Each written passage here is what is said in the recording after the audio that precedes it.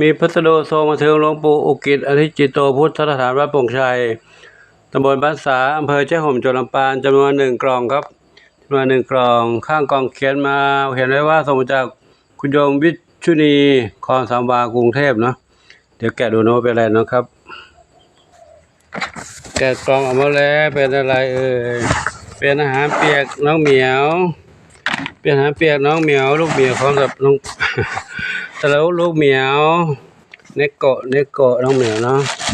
เดี๋ยวของน้องเหมียวแล้วก็อันนี้เป็นอะไรเอาเหมือนกันเขาแถมมาให้เนาะนี่อีกครับก็ขออนุโมทนาสาธุขอบุญกุศลทั้งหลายเหล่านี้จงเป็นพระปัจจัยโน้มนำคำชูให้คุณโยมวิชุนี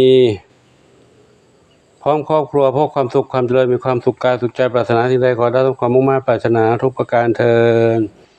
สัพพิติโยวิวัชชันตุสัพพะโลกโควินัสสตุมาเตภวัฏวันตรายโยสุขีทีขายุโกภวะอภิวาทนาสีลิสานิจังพุทธาปจายโน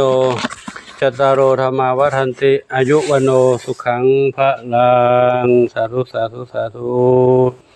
ครับซึ่งคุณโยมวิชุนีก็ได้ส่งมาให้น้องเหมียวอยู่เป็นประจำเนาะ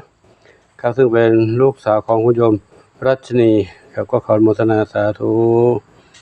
ขอบุญนี้จงสำเร็จสมปรารถนาสาธุอายุวโนสุขังพลัง